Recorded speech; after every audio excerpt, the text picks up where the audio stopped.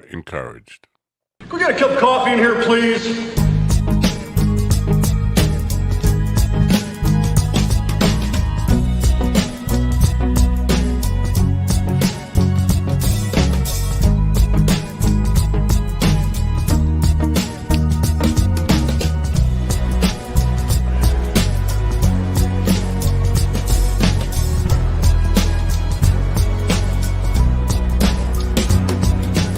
Damn good coffee and hot. Wake up, America. You've got a dog that needs walking. That's right, sunshine. Just put on a big pot of strong coffee and get ready to type your little hate mail with your opinions about kumbaya and flat earth insanity. Stand-up comedy? You want stand-up comedy? Well, we've got sit-down comedy. It's time for Coffee with the Dog. You make me laugh. No. I don't want any of that. No stand-up comedy, no laughing, no Monday morning, no, none of it. I want coffee. Oh, the band is rocking. Oh, the theory. Completely. I mean, the bones won't even rattle anymore. This is how bad it is. Man, I'm going to need a new head. Can you get a head transplant? I would like a head transplant. Oh, I like head and then a transplant. Good morning, folks. It is Monday. What the hell is it? July 10th. Man, July's flying by. The summer's flying by. July 10th, 2023. Monday morning weekend wrap up. Don't have a guest scheduled today or tomorrow. And as it turns out, my guest for Wednesday just canceled, but have two on Thursday and one on Friday. And these are all going to be very good. I'll talk to you about them in a bit. I got to find a replacement for Wednesday. Don't have a guest tomorrow. So it's a kind of weird week. I might take off.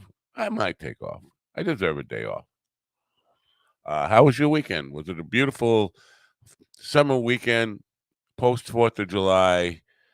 Good time, summer good time, beaching and bitching and drinking and partying and barbecuing? Or did you just lay around and swelter in the heat?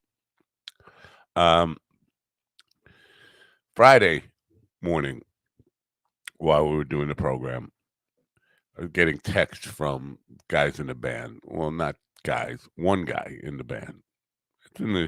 It's in the description of the show. The drummer, the angry drummer. We had a gig Friday night on the beach in the summertime. Beautiful night out, great weather. Lots of people coming to see us, just getting ready for a good time, doing the thing you choose to do with your life, getting paid for it. What's there to complain about? Well, if you're an angry drummer, you find things to complain about. You make drama constantly. Like we got a text from him earlier in the week that he didn't know if he would be able to make the gig because he got stung by a bee. This was on Tuesday afternoon. The gig was on Friday night.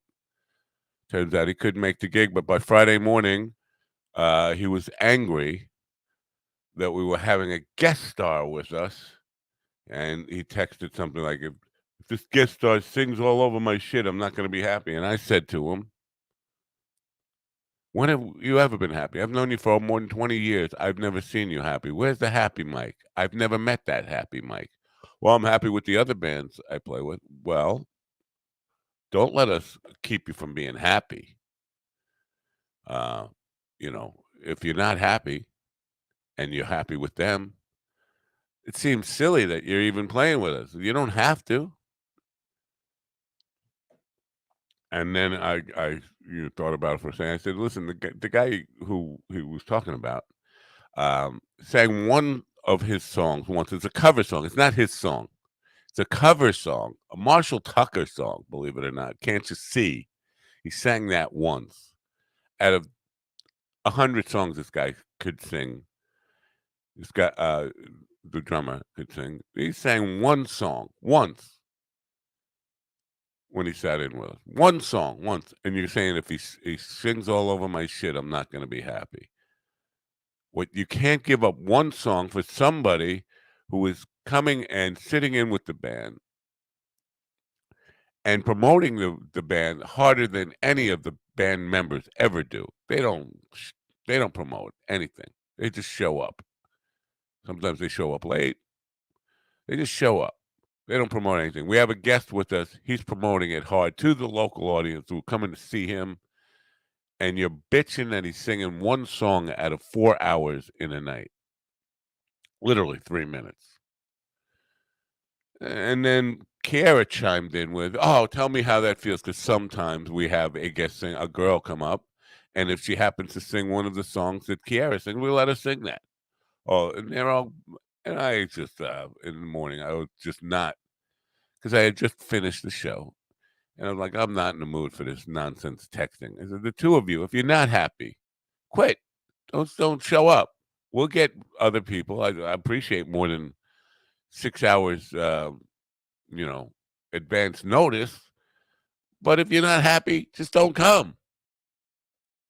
My God, you're playing on the beach in the summertime, under the sun and the stars. Eventually, people are having fun, and everybody's smiling and laughing and singing along and dancing. And you're going to bitch about 3 minutes where somebody is stealing your spotlight? Are you fucking kidding me? We have nothing to complain about. As much as I complain about here, I thought about it last night. I got nothing to fucking complain about in my life. I'm playing music. I'm not fucking working in a coal mine. You gotta be grateful for what you have. So anyway, I came back to him. I told him both, listen, you're free to quit if you fucking want. I've had enough of this fucking drama. Didn't hear from him. Was kind of wondering if he was gonna not show and leave us all fucked up at that point. Did show, but then was angry. Had an attitude on the whole night and played angry and fast and loud, way too fast on most of this. It was like a 78 record. Now, everybody who was there said the band sounded great out front. There were some stage volume issues, very loud, very, very fucking loud. My head was rattling. But according to many reviews, band sounded better than ever. Sound man was taking care of us out front, but the stage volume was insane. But also, the crowd was singing loud enough, like the concerts for you see where in arenas where everybody knows the songs and they're singing. And what I'm talking about, original songs as well as cover songs. Singing every word loud and clear. Like, you don't get a better feeling than that when you're on stage and you got, I don't know how many people out in that audience singing back to you your own songs, and you could just take a break and listen to them and say, man, these fucking people are into it. They're with us. And meanwhile, one guy's just got a fucking anger issue on it. Like, what that? There is nothing better than that. So basically, it was a fun gig for 5 out of the 6 people who were on stage that night. Because Kiara kind of lost her attitude, and she was having fun with it. Once I kind of smacked her into perspective there about, listen, it's one fucking song. 3 minutes of your time, and you're gonna fucking complain about that shit? So, I get home. Hobbling home, beat up, because that's a big job. I was on. I'll get to that, but it's a lot of equipment for the beach gigs. It's not one of the better paying gigs, by the way, but it's one of the hardest working gigs because you got to go early. It's kind of far away. It's all the way on the shore, and there's a lot of equipment to set up because it's a huge venue, and you got a lot of area to cover. And we only have 2 roadies working with us, which we need more of at this age. I think we're ready for 10 roadies, but I will settle for 6 to 8. So I was beat up by the time I got home, got out of the van, and I was kind of crawling to the house like an old man. Um, and then was up a little bit late because I still had the energy from the gig, and I was a little stoned, if I being completely honest, a little bit stoned, and was working on some of the videos that Vinny Vinelli sent me. Good stuff, but all the videos are man on the street stuff, and they need to be filtered before they can be put into an editing system for isolating the voice, because there's a lot of traffic noise and all that stuff. So a lot of work there, and hopefully I'll have that segment ready. It would be hopeful for tomorrow, but I'm not thinking tomorrow. It's probably going to be Friday, to be honest with you. But anyway, so up late, and then joined Carl and Jamie for a stream on Last Rites Pods. I wasn't expecting to do that. I was just going to watch that. Carl sent me a link, and I popped in with them, and you just shot as can be. And not all day. And then I had a brewery gig, a 4-hour brewery gig by myself, acoustic, and didn't drink a single beer. In the breweries, they kind of push it. That's all they do, is they're just making beer and then just pushing it on you. And I didn't have a single one because I was so shot, and I was still a little stoned. This weed I got, it's like supersonic. It's really powerful shit. And but I sang 4 hours, and when I say sing, I sang 2 hours, and I cracked. That's 2 hours, but it was a fun gig, and people were with me. People were supportive. Again, the crowd sings, making it a little bit easier. But man, my voice was shot. By the end of the night, I couldn't talk. I was like, and again, exhausted. And I get home, maybe, I don't know, around midnight, maybe a little after midnight. And again, because you just can't wind down. I'm up a little bit late. I'm up till about 2:30 in the morning, and at 8 o'clock in the morning, phone rings, and it's brother Dave. The brother Dave has been on this program. Hey man, there's something going on with my eye. Can you cover for me at Daisy's today, 2 to 5? Oh, I'm barely alive, man. Where's my coffee? Can I cover that? Yeah, I'll do it. So I went to Daisy's yesterday and did a 3-hour gig there. It's generally called an open mic, but nobody comes to sing open mic stuff with you. So I'm doing it all by myself. And, it's a fun time. Mikey showed up and sang a couple of songs, and went and talked to the guy about booking us there. And we're going to be doing some duo work there. So that's a good thing. But so very full weekend. The voice, as you can hear, the voice is gone, man. I got nothing. It's like nothing but rasp, nothing but rasp. But fun time, and I'm not complaining because I got nothing to complain about. Life is good. And here we are right now. I'm getting text messages from the people in the band. The drummer is still not happy. And being a drama queen. And I'm at the point where, you know what? Mike Barone and I have had some periods of time of not getting along, but we played in a band for over 20 years, off and on. And seriously, if he ever needed me, I would be there for him. I like the guy. We don't hang out, but at some point, you just got to say enough is enough. You're being a drama queen. We don't need the drama. I don't need any drama at this point. I just want to fucking play music. Timothy B. Schmidt, the famous quote that I always quote: all rock and roll bands are on the verge of breaking up at all times. We're not on the verge of breaking up. It comes down to this: the Rockin' 45s is Mike Scarione, Michael Shane, and basically I'm his right hand man. And that's the way it is. And everybody else is, sorry. interchangeable. That's the truth. Nobody is indispensable. Nobody can't be replaced. So, and if you're not happy, gotta go make yourself happy. No hard feelings, man. Go make yourself happy. Oh, I got comments. Who's in the chat room there? Oh, Dave and Kelly. Good morning, Kelly. I heard about your trials and tribulations, Kelly. I'm really sorry about this. What is Dave saying here? I'm going to read some of this. Don't you wish COVID-19 was as deadly as it was? No, I don't.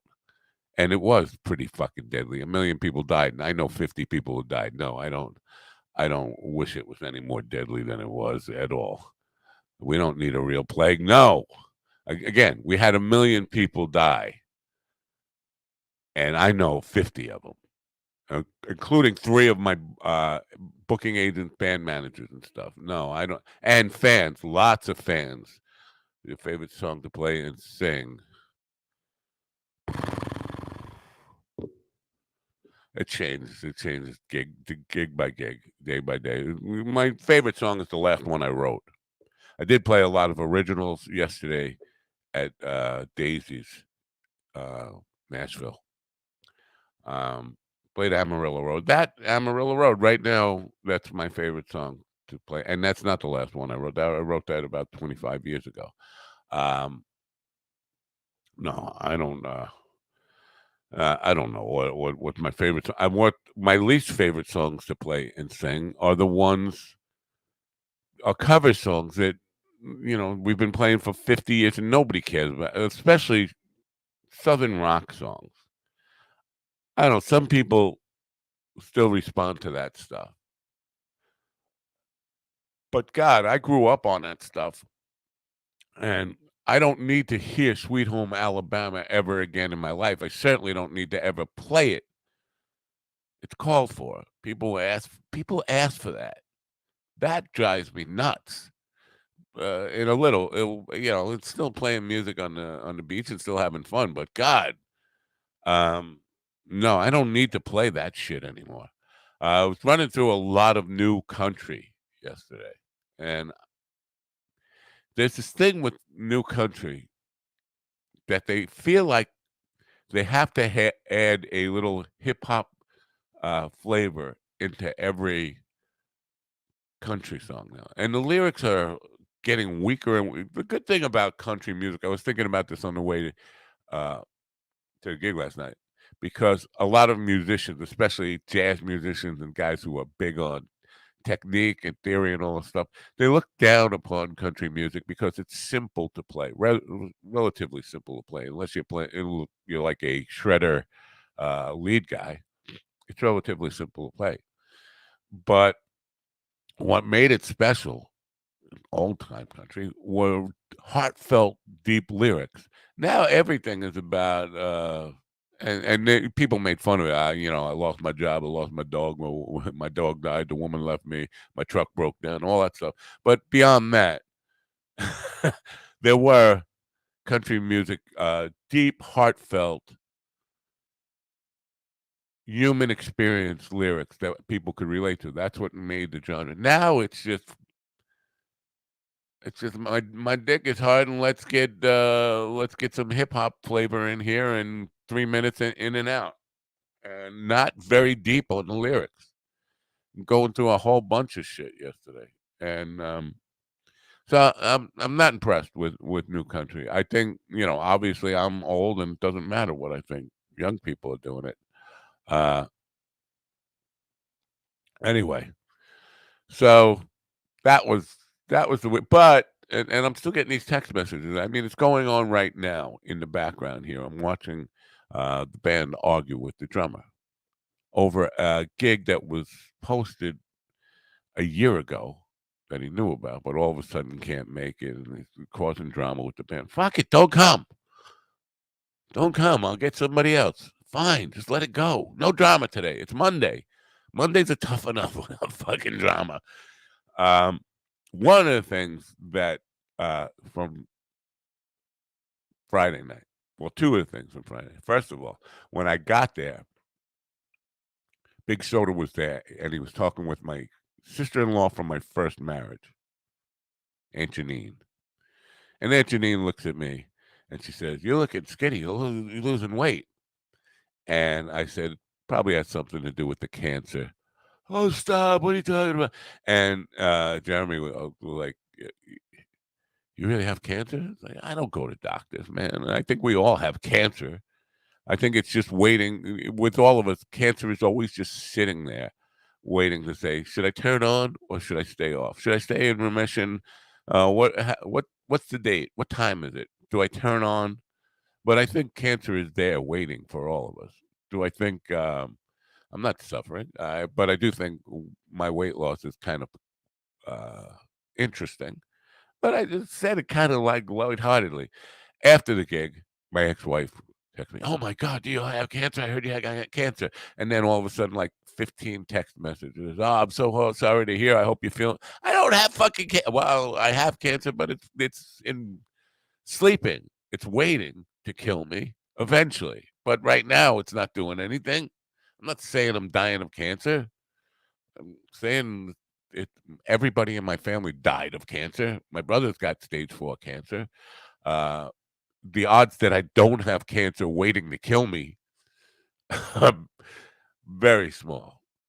Uh, so uh, that happens, man. Whatever. But so just a joke turned into I can't count how many text messages I got thinking, "Oh my God, you're dead." No, I'm not fucking dying. I mean, yes, I'm dying. Not today, hopefully, unless I get hit by a bus or struck by lightning, or if he should be hung in his jail cell. Um, that I do not forgive. Anyway, people are wondering. I don't need any sympathy. Life is good, man. Life is good, and I'm not. Even my brother, who's got stage 4 cancer, I call. Well, yesterday was a tough day for him, but generally I call him up and I don't feel like I'm dying. I feel pretty good. Um, so it's. I think my family, my family history is that we live with cancer until we die with cancer. That's what it is.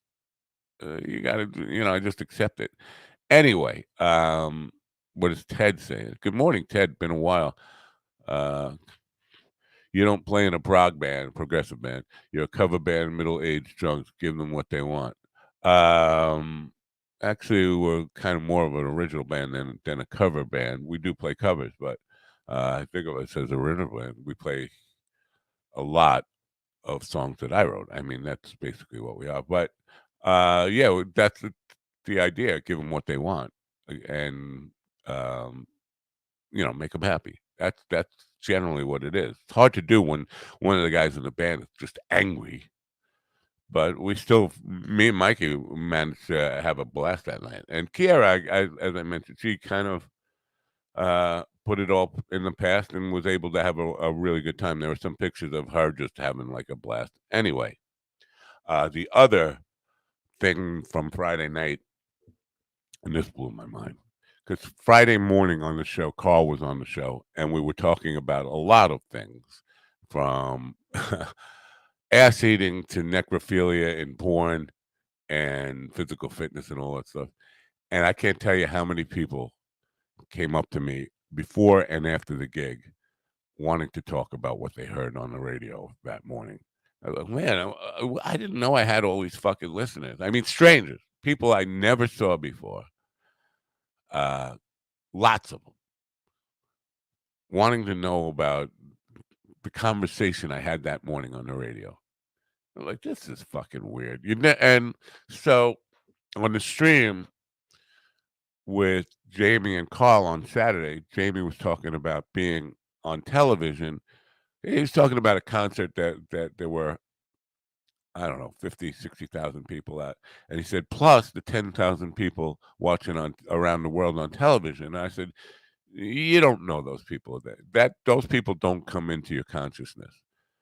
When you're on television, when you're on the radio, when you're doing stuff, you forget. Unless we have a chat room, and I'm thinking this is it. This is what we have in the chat room. But no, no, no, no, no. There are lots of people listening and writing down the stupid shit I say, just they confront me with it later on, which is fucking mind blowing. especially when you forgot you even said it. It came out of your mouth. I mean, I forgot we were talking about necrophilia. We're talking about the great blackout on Long Island when in the East Coast of the United States in the early 2000s when the grid blew up. People, I remember that day. It was so weird to hear you talking about it this morning on the radio. I was like, it's weird to hear that I was talking about it because I forgot I was talking about it. So the point is, that Jamie was making, that the audience, the television audience, and the people watching around the world add into that whole. No, it's great playing for a crowd of 60,000 people. I've done that three times in my life. 60,000, around 60,000 or more.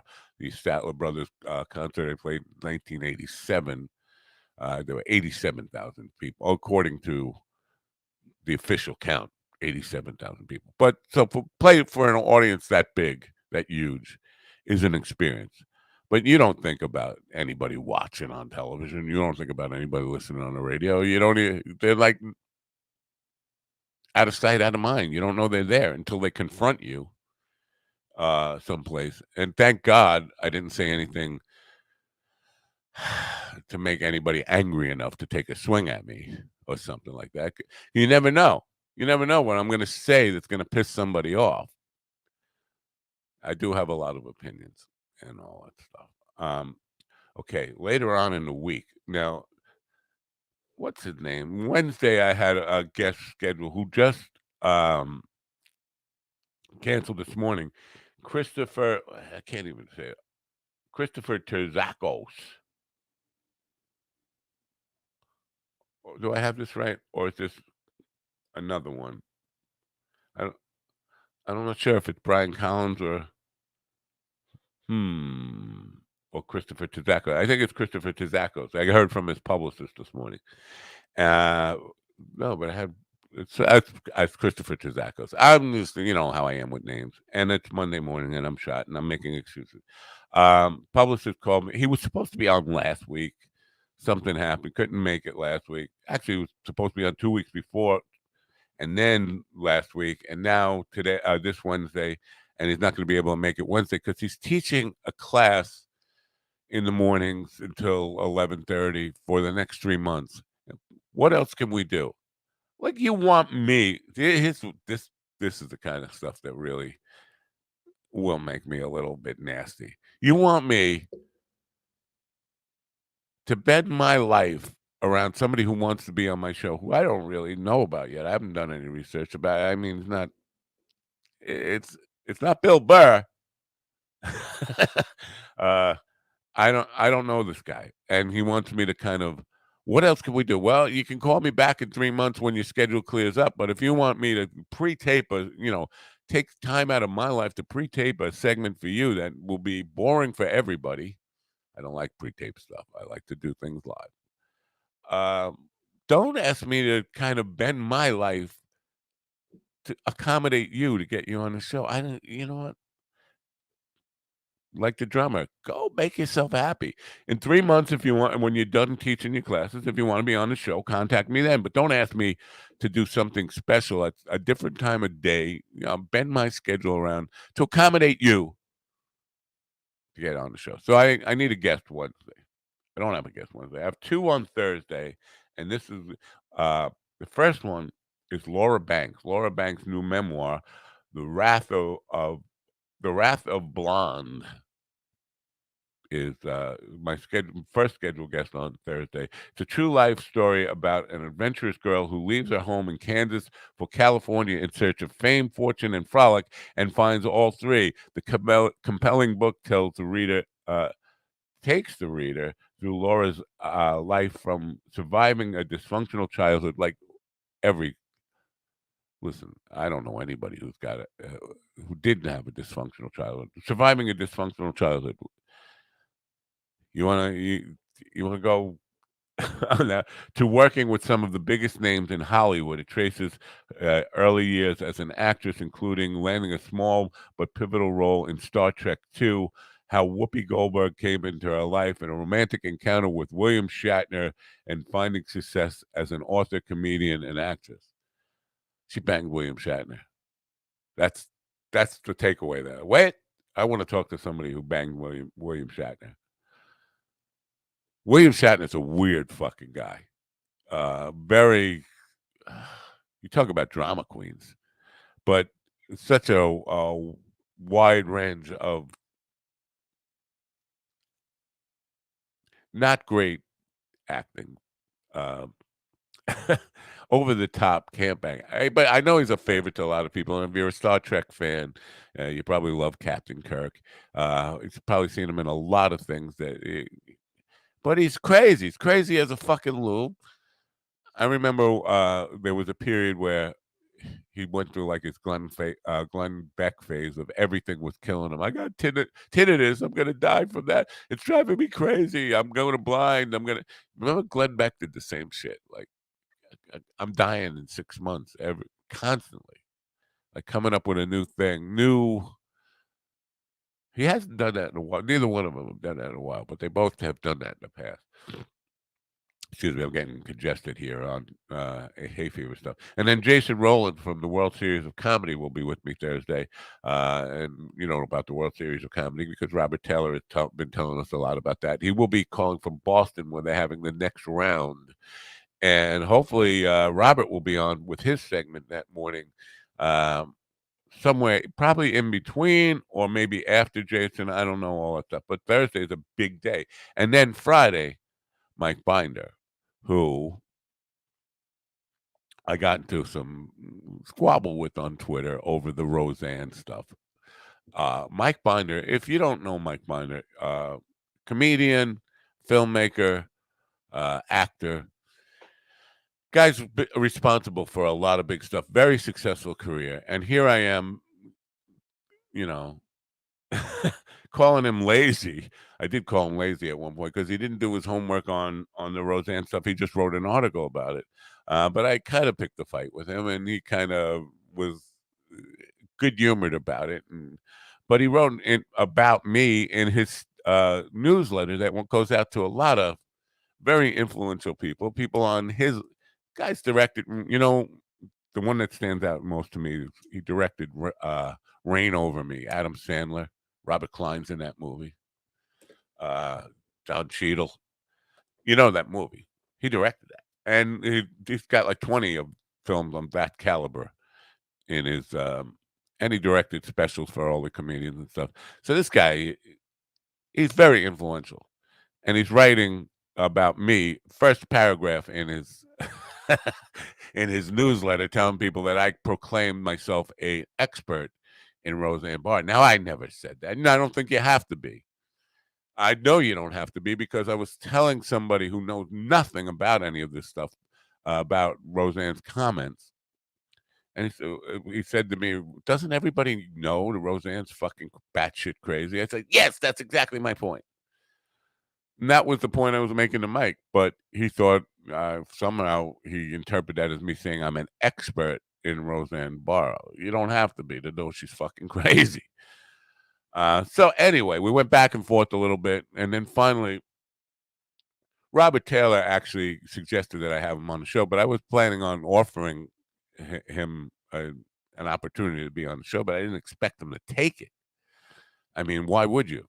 He's famous, and I'm a nobody. I wouldn't even fucking engage with somebody like me. I'd be like, "You're not worth my time. I'm not worth his time. I'm definitely not worth his time. I'm a nobody. Why even bother arguing with me?" So, I was late at night. I was a little stoned, and I said, "You know what? I'm going to write this guy a long letter about how I'm not a bad guy, and I don't think he's a bad guy either. We have a different opinion about things that matter, and nobody cares about this fucking Roseanne Theo Von thing anymore. It's past. That's not really the issue anyway. It was never the issue. The issues were kind of the rise of anti-Semitism, the censorship or perceived censorship by private companies on what they consider misinformation. It's mental illness, and do we let people with mental illness use their influence and their power to create attitudes and ideas in the mass public, because that's what they do. And I know Mike, he said to me in one of his things, he said, I think America will get past my gaslighting. If not, I apologize in advance. Now, that's, to me, says he's not taking his own influence seriously. This is a guy who's made major films that definitely influence people. He has a newsletter that goes out to people. He has influence. It might not be Oprah Winfrey type, Joe Rogan type influence, but it's influence over very, open and gullible ears. And so the bigger point of this whole Theo Von Roseanne stuff is, do we want Joe Rogan or anybody like that, somebody who is not an expert in anything? He's a comedian, fucking martial arts head and DMT head, conspiracy theorist. Do we want those people being the thought leaders for millions and millions of people? Because whether we like it or not, they have influence. And this is the conversation, and I'm not going to have the conversation here, but court jester, Theo Von actually brings this up. The court jester has always had tremendous power and influence. The history of comedy starts with the court jester. We're all court jesters in some respect. The history of comedy starts with the influence and power of the court jester. People thought he was just a clown, but he had tremendous influence over both the king and the subjects and their perception of the king. Court jester had a pivotal role. And Theo Von brought that up in the conversation with Roseanne. As long as comedians are making jokes about it, we're okay. Well, yeah, if it's a joke, but you don't want them, people who are just batshit crazy, mentally ill, or uneducated, completely uneducated in whatever discipline they're talking about, being the driving thought leaders for the public. We have people making medical decisions based on what Joe Rogan says. We have people making voting decisions on policy based on Joe Rogan, who knows nothing. He knows nothing. He reads a paragraph of information on the internet and proclaims himself an expert in it without looking at the other side, without doing any fact checking, any of that stuff. And I can't tell you how many examples of him getting shit totally wrong and being fooled by the internet there are. I mean, the numbers are astronomical about how many times he falls for stuff. What do I think about Rogan buddying up to Trump? So this is Ted DeGarcia asking, what do I did not know he was buddying up to Trump. You know what?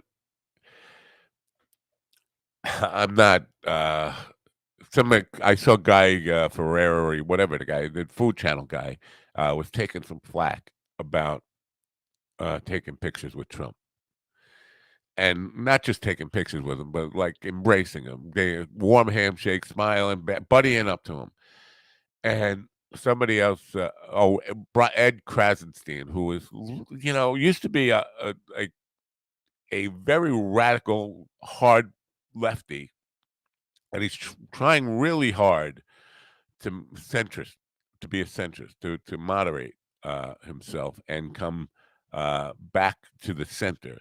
Not working. It's not working, and his takes are getting dumber and dumber. And he was saying that people are being all upset about the people who are taking pictures of Trump. We got to remember 70 million people voted for Trump, and I don't give a shit. I don't give a shit who voted for Trump. You got to call that out. Imagine, and this will happen, how history will deal with that. History will treat Donald Trump the same way they treat Adolf Hitler and Joseph Stalin.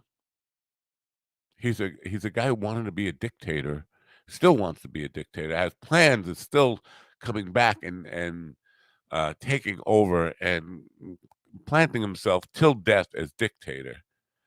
and these people are taking pictures of him. Imagine finding a picture of somebody and they're buddy with Hitler, like and then how do you even deny that? How do you get off that train? How do you cleanse yourself from the stain of that? They're caught up in the cult of personalities, and this is answering the question about Rogan. I did not know Rogan was but I know Rogan hates Joe Biden with a passion. Uh, and and there's a lot of that, but I didn't know he was buddying up to Trump.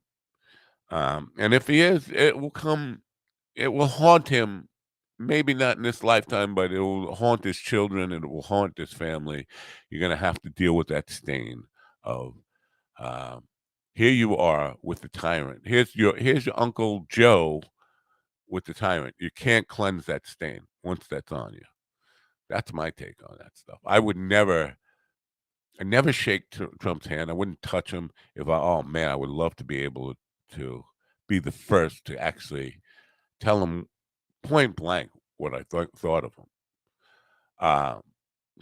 But that will never happen unless I get elected. Vote for me. By the way, if you don't know, you're not. You never know who's listening to this program, right?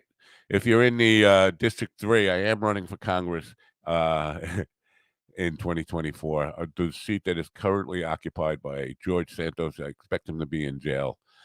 If I become a congressman, there is a chance that I could actually have a conversation with Trump, and that would not be pretty. Anyway, Trump showed up at MMA and went out of his way to talk to Rogan. The clip went viral on Twitter.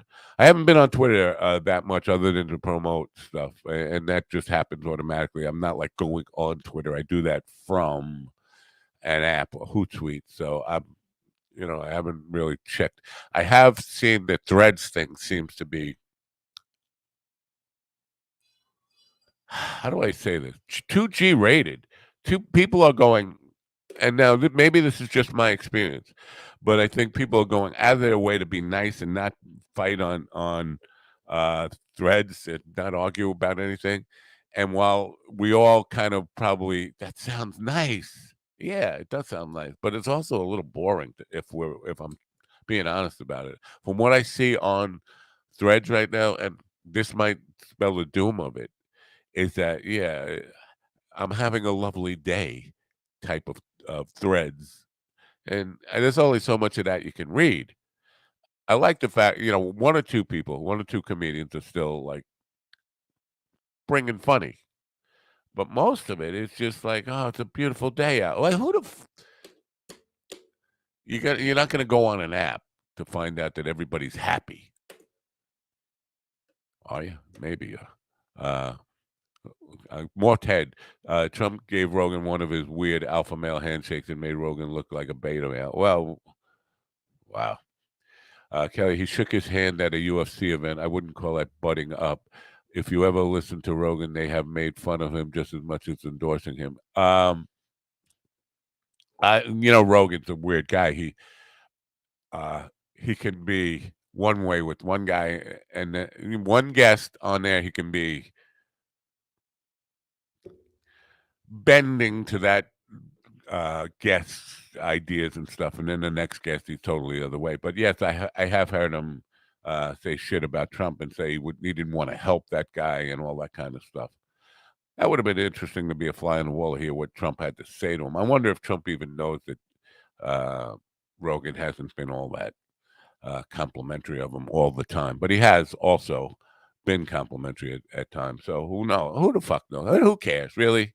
But I do stand by that. I wouldn't get a picture taken with it. To me, if the world survives, 40 years from now, Joe Rogan's family is going to have that picture of him, shaking hands with Donald Trump, and I would look at that the same way if one of my relatives brought a picture of me, brought a picture of them shaking hands with Stalin or Hitler. Be like, yeah. You dirtied yourself by even associating with that fucking guy. I don't know. I just don't know. I don't know. What do I know? But by the way, just a little bit more. I am running for Congress in the 3rd District of New York. Now, I wanted to talk a little bit about that because Friday, I had to get my form in for my financial disclosures for the last period. Now, I only declared my nomination, applied for the candidacy with 2 days left of the cycle of quarter two that ends June 30th. So my financial records, even if I was going to be looking for donations and stuff, would have still been 0, 0, 0. I only had 2 days. I got to fill out this form for the Federal Elections Commission. And I tell you, there were probably, no exaggeration, 120, maybe more, lines of financial disclosure. How much did you get in donations from this kind of entity? How much did you get from this kind of entity? How much? And everything was zero. How much are your expenditures? Zero. What you get? Zero. Zero. I'm just putting zeros. I put 120 zeros in. I send in the form, and I got a call from the Elections Commission. They don't understand. You can't. Why are you just putting zeros in there? I said, because I'm not taking donations. Well, what about expenditures? I'm not spending any money. How could you have a campaign? Is that your concern? I know it's weird. It's honestly not something anybody has ever done before, but that's the whole point of my campaign. No money, not taking donations from anybody, corporations, big guys, small guys, nothing. Not taking a dime from anybody. I'm not going to be beholden to anybody. That's the whole point of it. I am truly self-funded. And what do you do for expenditures? I'm not spending anything. How about that? What do you do for advertising? I'm not advertising. I'm going to go shake people's hands. It's a small district. I mean, all districts are pretty small, congressional districts. There's a lot of people in it. A lot of people know me from playing in a band in that district for 20 years, 25 years. People know who I am. And not that everyone follows me, but I get the message out. I have a year and a half to get the message out. I don't plan on spending money on advertising for television, radio, print. I'm not going to put any fucking lawn signs out there. I'm not going to put bumper stickers out there. I have no expenditures. They can't wrap their head around this. How could you be running for Congress? You can't be a serious congressional candidate if you're not spending money and taking money from people. What? No, I can. I think I can go to supermarkets and shake hands. I can go to outdoor events where people are. I can go to beaches. I can go to parks. I can go shake hands and tell people, I'm running for Congress. Here's my plan. I'm running as an independent. I'm going there to turn over the tables and tell people to work for you. I'm going for one term and one term only. I'm not taking money from anybody. This is my platform. What do I care about the big issues? You want to talk about any of the big issues? Immigration reform, healthcare, all that stuff. I'll be glad to tell you my ideas about them. But in one term, I'm not getting anything done on that, and nobody could. My mission is to go there and tell these guys, get to work. Stop fucking with the dog and pony shows. Stop putting on.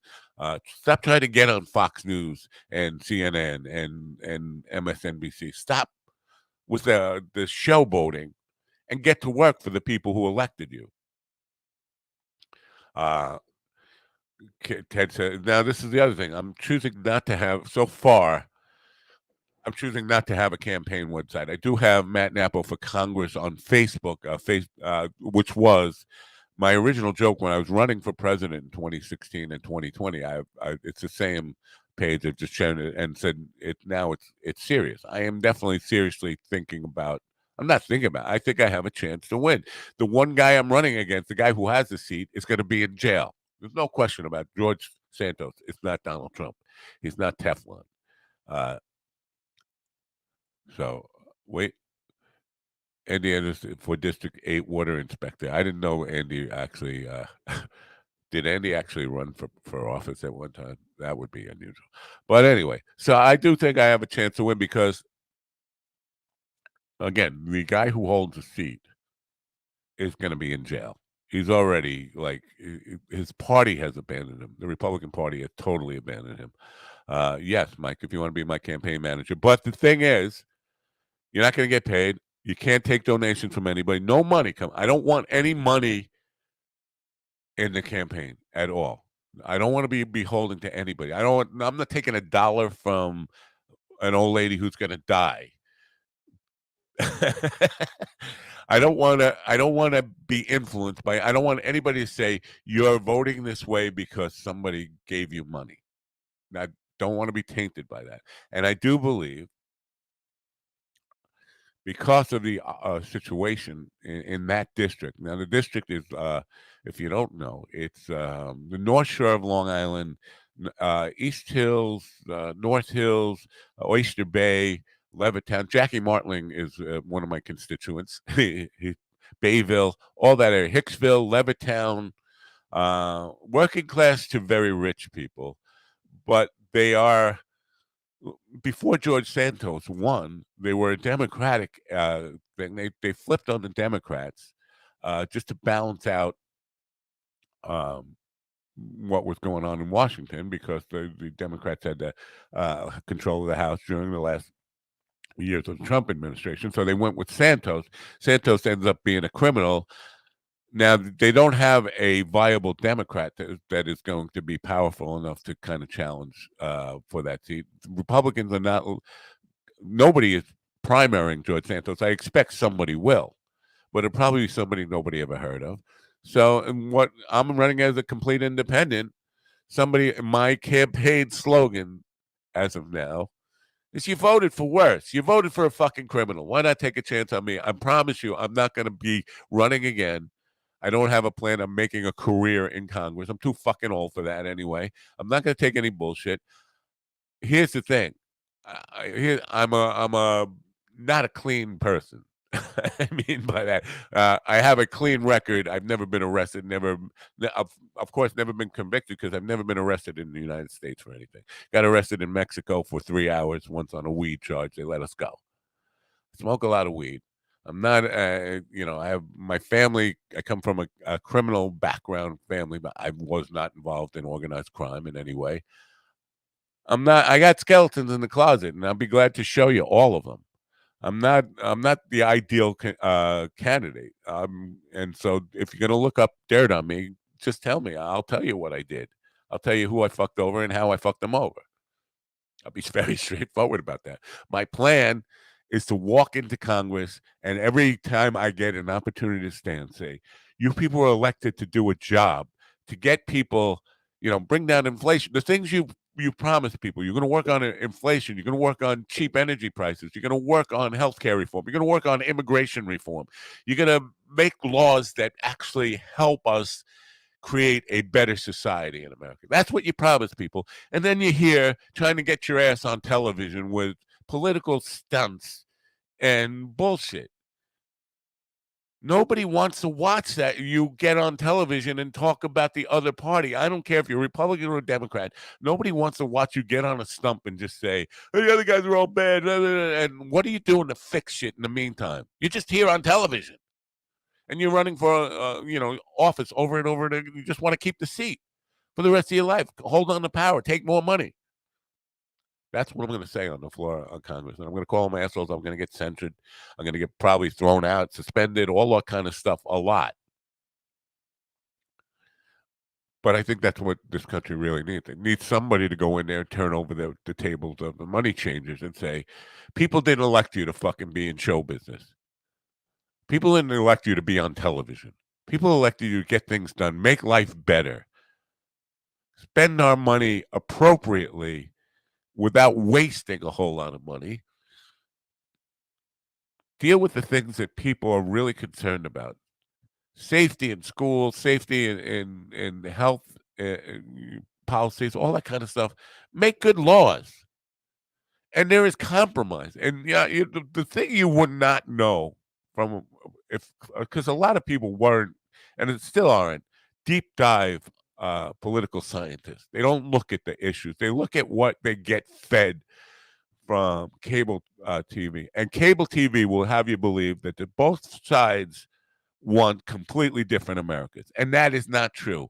On a lot of these issues, compromise is that far away if they would just listen to each other.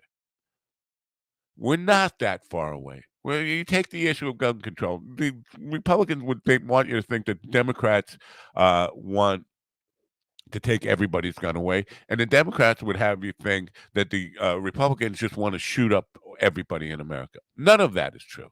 None of that is true. What we want is sensible laws that keep crazy people or irresponsible people from having guns. If you can't, come back to the issue with the 2-year-old who got their father's gun. That father was an irresponsible gun. And there was nothing to keep him in check from being a responsible gun owner. If you are letting your 2-year-old shoot your wife with a loaded gun, you're not a responsible gun owner. There has to be something that we can agree on, compromise, and I believe there is compromise without, a gun, grab or showing up at people's houses trying to take their guns, respecting the Second Amendment, but also keeping the idiots and crazy people from having guns. And you have to prove you can be responsible. We can't just let me have a gun because I would be irresponsible. I'm a fucking slob and I'm lazy and I'm stupid. I don't deserve a gun. I'll tell you that right now. That doesn't mean we should take all guns away. We shouldn't let people like me have guns. And I don't think that's so hard to do. So on all these issues, compromise, not all of them, but a wide variety of these issues, compromise is within reach. And here's the beautiful thing about the way the system was set up. If we try something and it's not improving, we always have the option in America to go back and undo it. That's the beauty of the system. But we can't ever make things better if we don't work at compromise and start listening to each other and have the people in Congress do their job rather than try to be on television. That's my campaign stump speech anyway. But I'm running into, because my next report is going to be for the full third quarter, and it's still going to have those zeros on. So I'm going to have this whole phone call with the Federal Elections Commission to do over again. How could you have not spent a dime in the last 90 days or taken in a dime? What do you do about, office materials? I got all the office supplies I need. I don't need any fucking thing. I got computers. I got printers. What do I need? I got internet. I don't need that. Well, what do you do about advertising? I'm not. I don't need all these questions. You're wasting my time. I'm going to go out campaigning. Campaigning is shaking hands and telling people, are you happy with government? Are you happy with the people you elected being on television and just talking the whole time and not getting anything done? If so, give me a chance to go there and fucking kick them in the ass. I promise you, I'm not going to stick around. They don't want me there. And somebody, I think it was Joe Walters, who said I would get killed for having that message, because the powers that be are not going to let some fucking loudmouth guinea from Long Island just come in there and fucking turn over the tables. You know what? Come back to where I started with the cancer thing. I'm going to die anyway. I'm fucking old enough. I'm old enough to die. There's no better way, in my view, for me to die than doing something noble like telling fucking assholes, stop wasting our money. Stop being glorified salespeople for yourself, and I don't care what fucking party you're on. This is for both parties. These fucking people, all they want is to see their face on television, be famous, and get reelected so that they can keep taking campaign contributions, taking special interest money, and then not working for you. They're working for the people they took the money from. All those donations. If I gave you $50,000, there's no way you're not doing me some favors for that. There's no way. If you look at the campaign, because all these things are open to the public, by the way. If you want to check out you can go on the Federal Elections Commission website and look at my donations and expenditures and see that it's zero. But if you go on, pick out any candidate you see, whether you voted for them or you voted against them, go look. Trail of special interest bullshit. People giving them money expecting favors and getting favors. So fuck it. I'm gonna go there. I'm psyching myself up. I could beat George Santos. Come on, George Santos didn't. He didn't even tell the truth about where he worked. His resume was a lie. His religion is a lie. His connections to being a trans person who's against trans people. That was all a lie. I mean, he's been a drag queen. He's been in drag queen performances, but he's got this stance against drag queens. Like none of it makes sense, and everything out of his mouth has been a lie. He created all of it, from Merrill Lynch stuff, all of it. Just one big fabrication. Me, I'm the opposite. I'll tell you, I'm the son of a booking. I came home from school in ninth grade. My mother and father were both in federal custody. That's my background. That's where I came from. I'll give you my full resume of where I've actually worked, checkable references. You can talk to people. I've been a hothead asshole who has turned over tables in corporations. Plenty. Now I want to do it in government just one time, and I promise you, not running for a second term. 2 years is all I want there. And listen, the salary is, if they're going to pay me $150,000 now, whatever the congressional people, I think they get $176,000 a year.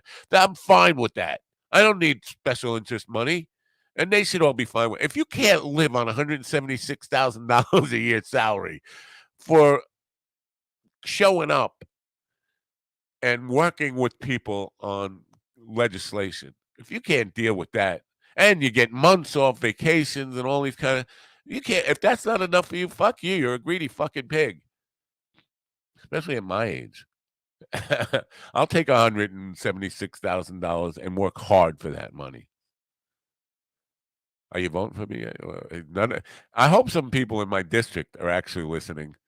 I know a lot of people in the district I live in are listening, because they came up to me Friday night and were telling me about how they listen to the show.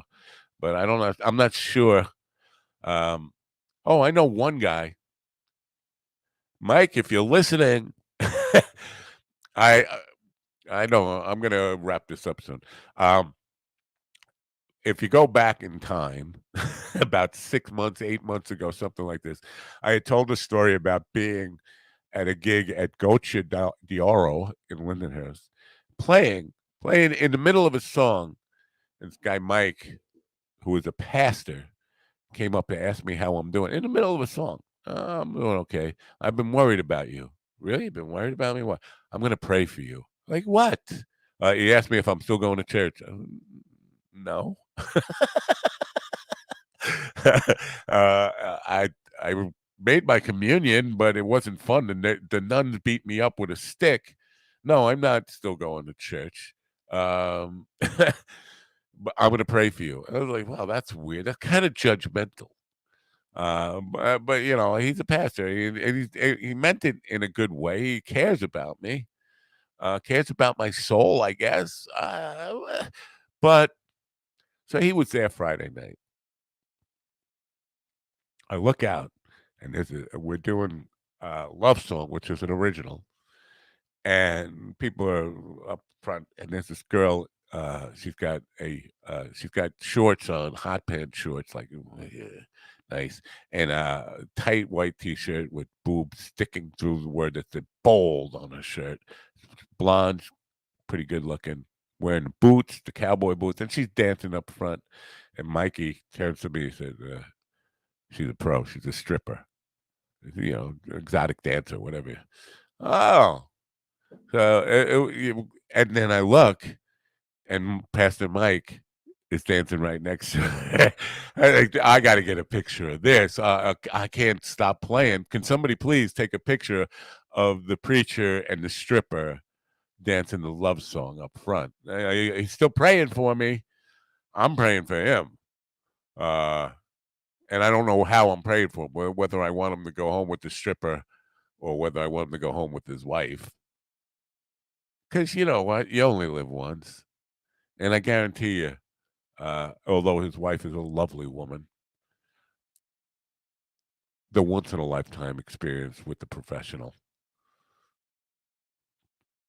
It's worth having, even if you got to go to hell for it. Even if you're gonna go, if you believe in such things, and you think you're gonna spend eternity burning up, it's worth it to bang a professional once in your life. I recommend that everybody do it. Now, I wouldn't pay for it.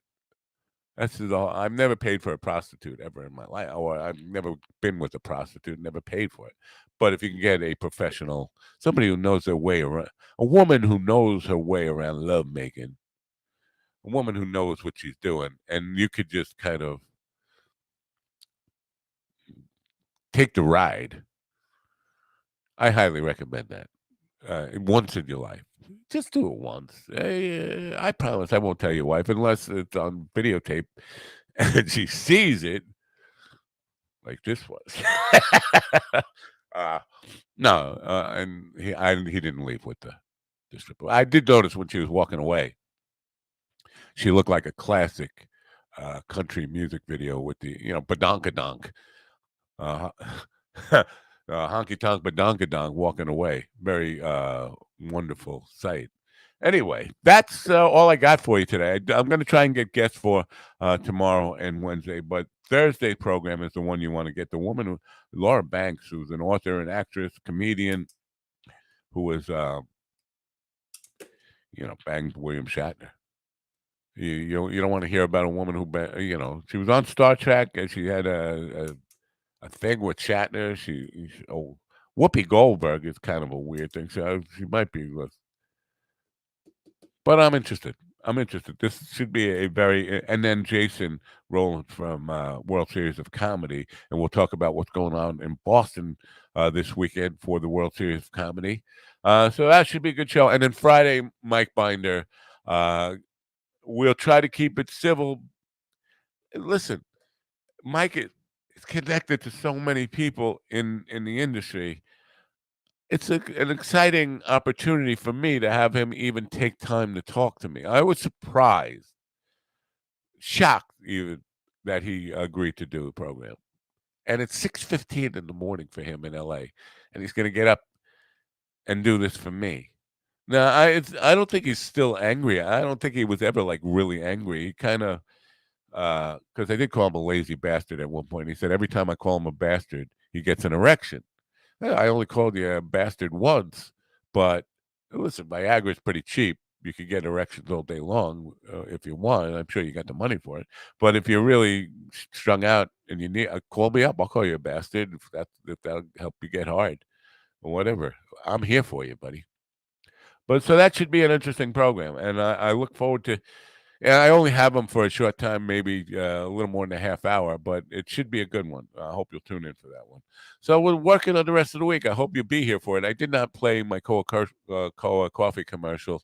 I'm going to bypass it today. I'm just going to wish you all a great Monday. Stay well, stay hot, stay cool, but keep it hot. It's Monday. I don't know what the fuck I'm saying. And vote for me. Matt Napple for Congress. I should put up my banner just before I go because I like looking at my banner, right? Oh yeah, Matt Napple for Congress 2024, New York 3. That's me. I look a little skinny in that suit too. I got to get some new pictures taken for my campaign. That's what I need to take, but I'm not going to spend money on it. No spending money. Anyway, tell your friends if you know anybody who lives in New York 3. Again, don't make me detail all the towns in there. Syosset, Levittown, East Hills, Oyster Bay, North Hills, all that area. Levittown, Hicksville. That's where we are. If you know anybody who lives there, tell them about my campaign because I am not spending any money on advertising. Anyway, that's the show for you today. If you call it a show, if you don't call it a show, it's still a show for you. I got to go deal with band drama now of who's arguing about what gig they didn't know about. And, if you listen before I go here, because if you're lucky enough to be doing the thing you chose to do with your life, embrace it. Feel blessed. Don't be angry about anything. You're playing music on the beach and you're complaining. You're on a weekend night on the beach in the summertime playing for happy people, and you're getting paid for it. You drink it for free. If you drink, everything is good. Why are you being angry? There's none of that. But the other day at what's it, yesterday now at Daisy's, these young beautiful girls that work there. They're in their 20s. A lot of them. And then, the thing is, they're eye candy to bring the customers in. I get that. But I was talking to this one girl. She's a fucking doll. I mean, like a Hollywood fucking doll face. Like, has so much opportunity. And she's a bright girl. Like, what are you doing with your life? This is your life. You come in here to be a host it can't pay well. And you have so much. You're in your 20s. You have so much potential to do whatever you want with your life. Is this what you want to do? I'm not saying this in front of the club owner. I'm not trying to get a girl to quit. But it's just, I know you think you got plenty of time when you're 21, 22 years old, whatever. You think you got forever to figure out what you want to do. Your 20s go by in a fart, man. Boom, it's gone. And you don't want to be 30 and your looks start to fade and you start to figure out, I had all that potential. I wasted it while I was taking a $15 an hour job, if that $15 an hour job, doing something I really didn't enjoy. Yeah. Wake up, get some passion, do what you want to do, and then when you find an opportunity to do what you want to do, don't be a Mike Barone. Don't be angry about it. Be happy about it. Love what you do. Love that you ask for the opportunity to play in a band, be a comedian, be an actress, be an author, whatever it is that an entrepreneur, start your own business, whatever it is your calling, your passion is, find it, go at it full force, and don't complain about it. Thank your lucky stars. If you believe in God, thank God. If you believe in angels, thank them. If you don't believe in anything, thank the universe. But be grateful for the opportunity to live the life that you have, that you ask for, that you want, you desire, unless there's something else going on that you're not telling people about. You've got nothing to complain about. Coming from a classic complainer, I got nothing to complain about. My life is good. My life is good. I'm playing music. I'm playing music and having a ball and not being held accountable to anybody. I will be, except the Federal Elections Commission. I'm being held accountable to them for nothing. I got to prove to them that I'm not asking anybody for money, not taking any money, and not spending any money. Those are the people I'm accountable to. Anyway, that's my last rant for today. I hope you have a great Monday. Hope you have fun today, and don't work too hard unless you're working at something you really love. Then put all your passion into it. That's my message for today. Have a great day. Don't forget to turn on your radio. Bye for now.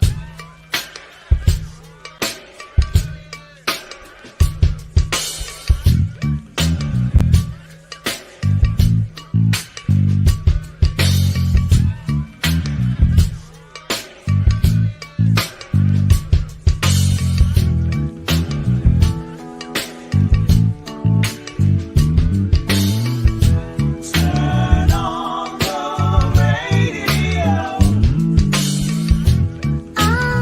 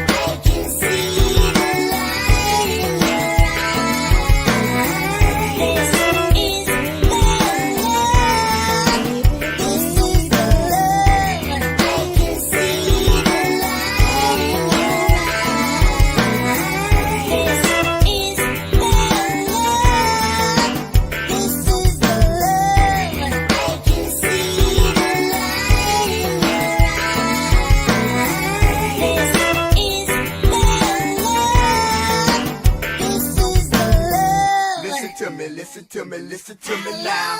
Listen to me, listen to me, listen to me now. Listen to me, listen to me, listen to me now. Listen to me, listen to me, listen to me now.